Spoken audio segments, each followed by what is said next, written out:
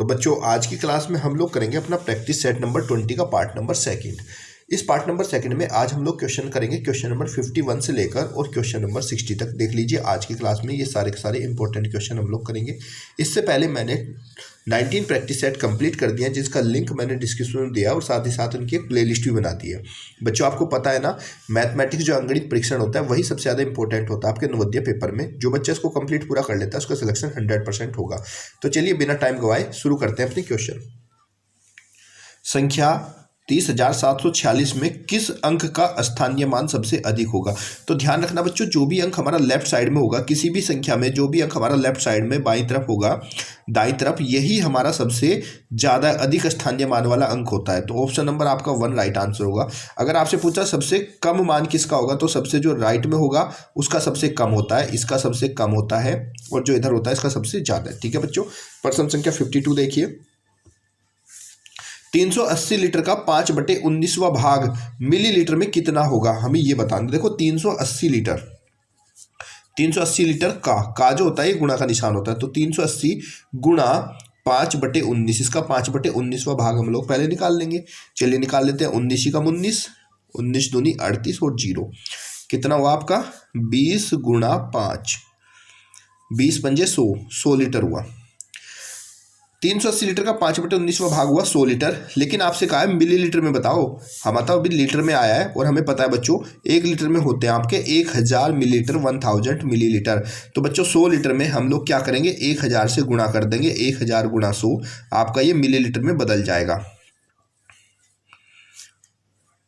तो ये आपका हो जाएगा 1 लाख मिलीलीटर। ऑप्शन नंबर आपका फर्स्ट राइट आंसर। ठीक है बच्चों, क्लियर हुआ। अगला प्रश्न देखते हैं। इंपॉर्टेंट है सारे सवाल, पेपर में आते हैं। ये वाला बहुत बार आया है, क्वेश्चन नंबर 53। नोट कर लो उसको अपनी कॉपी में, और मेरे से पहले आंसर आ गया तो वो भी कमेंट बॉक्स में बता दो। मैदान की लंबाई चौड़ाई में 3:2 का अनुपात है, यानी कि लंबाई अनुपात चौड़ाई है, ये हमारा 3:2 है। तो आप इसको मान लीजिए, जब भी आपको ऐसा अनुपात दिए तो आप मान लीजिए कि माना जो लंबाई है वो आपकी 3x, परिमाप है मीटर में, तो 3x मीटर है, और चौड़ाई जो है आपकी ये 2x मीटर है। जो भी आपका अनुपात है उसके साथ में x लगा दीजिए।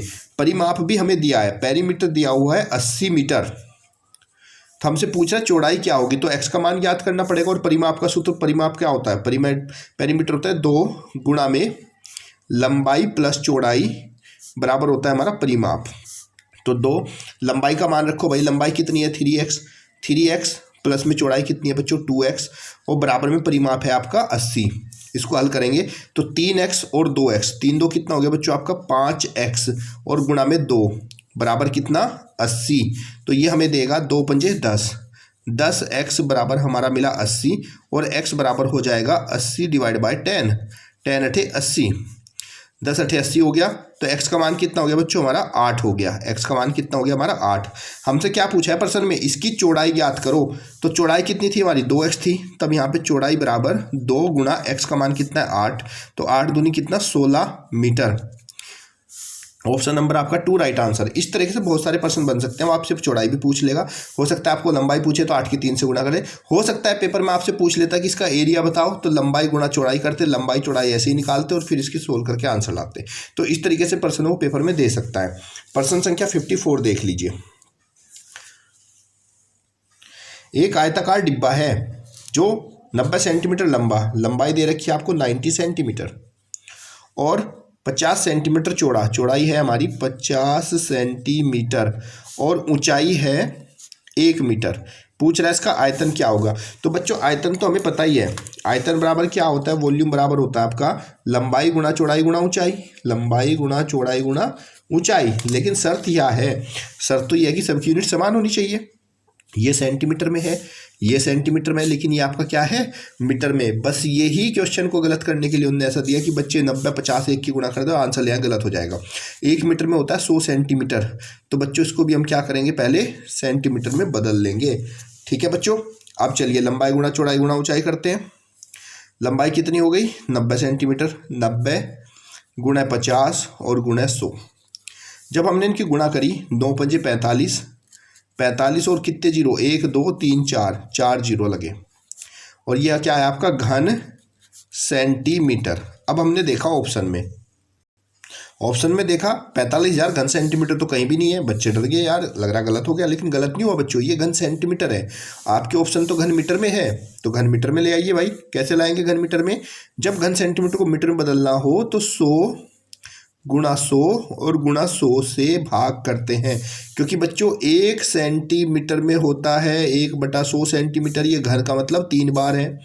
2 जीरो से ये जीरो गई, इस जीरो से ये जीरो गई, बच्चे कितने? 1 2 3 जीरो, यानी कि 3 के बाद दशमलव लगेगा। 0.045 घन मीटर है कहीं को ऑप्शन? 0.045 घन मीटर ये है आपका। ये 4 जीरो आए थे बच्चों यहाँ पे, तो ये आपका ये यहाँ पे क्योंकि 1 जीरो से ये जीरो भी कट जाएगा, तो 0.45 घन मीटर। ऑप्शन नंबर आपका 2 राइट आंसर हो गया। ठीक है बच्चों, ऐसे आपको करना है सोल्व। अगला प्रश्न देखिए, 110 मीटर लंबी एक मालगाड़ी, मोस्ट इंपॉर्टेंट, 90 मीटर लंबी सवारी गाड़ी को क्रमशः 40 किलोमीटर प्रति घंटा तथा 60 किलोमीटर प्रति घंटा की चाल से 2 समांतर पटरियों पर एक ही दिशा में गतिशील है, तो सवारी गाड़ी मालगाड़ी को कितने समय में पार कर लेगी? तो बच्चों एक रेलगाड़ी जो है वो 110 मीटर लंबी है, रेलगाड़ी 110 मीटर लंबी है और इस रेलगाड़ी की चाल है 40 किलोमीटर प्रति घंटा। और जो दूसरी रेलगाड़ी है इसको बी मान लो, इस रेलगाड़ी की लंबाई है 90 मीटर और इस रेलगाड़ी की चाल है 60 किलोमीटर प्रति घंटा। हमें बताना है ये रेलगाड़ी इसको कितनी देर में पार कर लेगी, और दोनों समान ही दिशा में चल रही है। अगर बच्चों रेलगाड़ी समान दिशा में होती है, अगर दिशा समान है, विपरीत नहीं है, तब इनकी जो सापेक्ष चाल होती है वो चाल हम निकालेंगे, और जब समान दिशा में होती है तो सापेक्ष चाल होती है, बड़ी चाल में से छोटी को माइनस कर देंगे, 60 - 40, तो सापेक्ष चाल हो जाएगी 20 किलोमीटर प्रति घंटा। और जो कुल दूरी होती है, जब रेलगाड़ी को पार करे, प्लेटफार्म को पार करे, तो ऐसी कंडीशन में कुल दूरी उनकी कुल लंबाई के बराबर होती है। तो कुल दूरी हमारी 110 + 90 बराबर 200 मीटर। अब 200 मीटर दूरी को रेलगाड़ी कितनी देर में पार करेगी, हमें ये बताना है। तो बच्चों ये तो हमारा मीटर में है, ये हमारा किलोमीटर प्रति घंटा में है, तो इसके लिए हम क्या करेंगे बच्चों, पूरे क्वेश्चन को जो चाल है उसको मीटर प्रति सेकंड में बदलेंगे, और किलोमीटर प्रति घंटा को मीटर प्रति सेकंड में बदलने के लिए हमें क्या करना होता है, 5/18 से गुणा। बदल देते हैं, 5 3 2.20 और 2 में 18, कितना हो गया 5.50/9 50/9 मीटर प्रति सेकंड। हमसे पूछा था कितना समय लगाएगी बी वाली रेलगाड़ी ए को पार करने में, और समय बराबर क्या होता है बच्चों, समय बराबर होता है आपका दूरी और बटे में चाल। दूरी कितनी है, दूरी है 200 मीटर और चाल 50/9, सबसे नीचे वाली संख्या ऊपर गुणा में चली जाती है, तो 200 गुणा 9/50, 50 चौका 200, 9 चौक 36, तो कुल समय जो है वो 36 सेकंड लगेगा बी रेलगाड़ी को ए को पार करने में। ऑप्शन नंबर 3 आपका राइट आंसर। ध्यान रखिएगा, जब रेलगाड़ी समान दिशा में होती है तो चाल उनके आपस में घट जाती है, वही आपकी फाइनल चाल होती है, और दोनों की लंबाई हमेशा जुड़ेगी। अगर विपरीत दिशा में चलेगा लंबाई तब भी जुड़ेगी, लेकिन चाल उसमें विपरीत दिशा में प्लस हो जाती है। ठीक है बच्चों, यही इसका कंसेप्ट है। प्रश्न संख्या 56 देखिए, -1 की -1 में 65 बार गुणा करें तो कितना उत्तर आएगा भाई। -1 की गुणा करी -1 में, कितना आया, 1 आया, और इसी काम को अगर हम 65 बार दोहराएं तो कितनी बार भी गुणा कर लें तो हर बार 1 ही आएगा, और 1 की गुणा 1 में करते हैं तो 1 ही आता है। ऑप्शन नंबर 1 आपका राइट आंसर होगा। बहुत सारे बच्चे सिर्फ 65 को पढ़ देते हैं और कहते हैं कि ये तो विषम है, माइनस का निशान लगाए तो गलत हो जाएगा, क्योंकि -1 की -1 में गुणा कर रहे हैं और ये काम को 65 बार करना है, तो 1 की गुणा कितनी बार भी कर लो 1 ही आएगा, इसलिए ऑप्शन नंबर 1 इसका राइट आंसर। प्रश्न संख्या 57 देखिए, क्वेश्चन मार्क की जगह आप यहाँ पे x ले लीजिए। x का मतलब गुणा 4/5 प्लस, इसको ठीक करें, 8 × 8 होगा 7 15, 15/8 प्लस 5/8 बराबर 759 है। तो आपको x का मान बताना क्या होगा।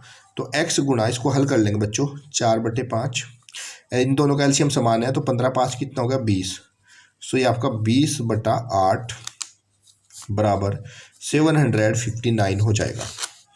ठीक है बच्चों, काट दो, अगर कट रहा है 4 पंजे 20, 4 दूनी 8, तो ये आपका हो जाएगा x गुणा में 4/5 प्लस 5/2 बराबर 759। x गुणा, इसको हल करेंगे, 4 दूनी 8, पंजो 25 बटे में 10 बराबर 759। तो 25 और 8 जोड़ेंगे, 25 और 8 कितना हो गया 33, 33x/10 बराबर 759 डिवाइड बाय 9। तो x बराबर कितना होगा हमारा यहाँ से बच्चों, x बराबर, x का मान निकालेंगे तो 759 इंटू में 10 और डिवाइड बाय 33। 759 को 33 से डिवाइड करेंगे, 759 डिवाइड बाय 33 और इंटू में 10 कर देंगे हम लोग, तो ये हो जाएगा 33 2 जा 66, बचा कितना 9, 33 जा 99, 23 की 10 से मल्टीप्लाई करेंगे तो 230। ऑप्शन नंबर हमारा 4 आपका राइट आंसर हो जाएगा। ठीक है बच्चों, अगला प्रश्न देखते हैं। ये भी आपका इंपॉर्टेंट है और ये निकटतम मान पर आधारित है। 1569 माइनस 999, तो इसको हम अगर निकटतम मान देखेंगे तो ये 1559 की जगह 60 के आसपास हो जाएगा, भाग 24.001 है तो ये 24 के आसपास वैल्यू है, 11.005 में 11 और गुणा 6.99 जो है वो 7 के आसपास हो गया। अब बच्चों 1560 को भाग करेंगे हम 24 से भाग करेंगे तो काट देते हैं, 4 6 24, 4 तिया 12, बचे 3, 4 निम 36 और 0, फिर 6 छंग 36, बचा कितना 3, 6 पंजे 3, कितना हो गया आपका 65 और प्लस 11 की 7 से गुणा करेंगे 77, 65 और 77 को जोड़ेंगे 7 5 12, 7 6 13 1 14, कितना हो गया 142। ऑप्शन नंबर आपका 4 राइट आंसर। जब भी ऐसा प्रश्न आए और आपका देखो उत्तर में कहीं भी दशमलव नहीं है तो हम लोग इसके निकटतम मान के यानी कि जो लगभग इसके पास की वैल्यू होती है उसको रखते हैं और फिर हम उसको सोल्व करते हैं। अगला प्रश्न देखिए, प्रश्न नंबर 59। एक व्यक्ति 2.5 घंटे में 20 किलोमीटर की दूरी तय करता है, यदि उसको 32 किलोमीटर की दूरी पहले से दुगनी गति से तय करने में तो कितना समय लगेगा, हमें ये बताना है। ठीक है बच्चों, तो देखो यहाँ पे पहले ऐसा करो, व्यक्ति की चाल निकाल लो, और चाल बराबर क्या होता है, चाल बराबर होता है दूरी बटा समय, दूरी बटा समय। दूरी कितनी है 20 किलोमीटर, समय कितना है 2.5 घंटे, तो पॉइंट हटाया 0 लगा दिया, 25 8 200, तो उसकी चाल है 8 किलोमीटर प्रति घंटा। अब ये कह रहा है कि अगर वो 32 किलोमीटर की दूरी को तय करे, फिर से दूरी कितनी आए 32 किलोमीटर की दूरी तय करे, और लेकिन इस बार जो चाल है वो पहले से दुगनी हो, पहले चाल थी 8 किलोमीटर प्रति घंटा, अब चाल हो गई 16 किलोमीटर प्रति घंटा। अब पूछा समय कितना लगेगा, तो समय बराबर क्या होता है बच्चों, समय बराबर होता है आपका दूरी बटा चाल।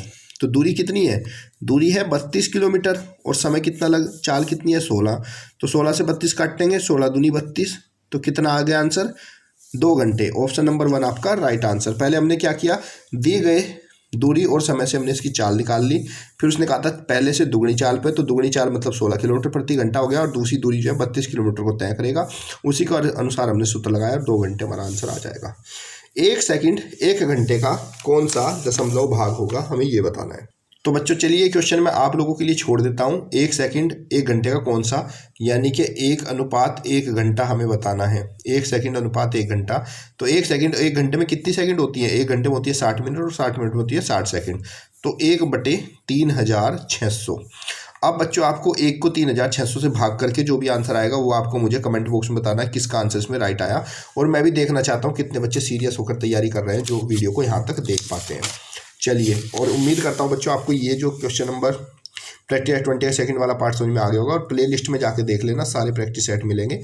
और बच्चों अगर आपने मैथ का कंप्लीट किया तभी जाके आप जो है मैथ में सिलेक्शन पा सकते हो, क्योंकि बच्चों कोशिश करने वालों के लिए कुछ भी असंभव नहीं होता, बस आप कोशिश करो, रिजल्ट तो अच्छा आएगा ही। धन्यवाद, जय हिंद, जय भारत।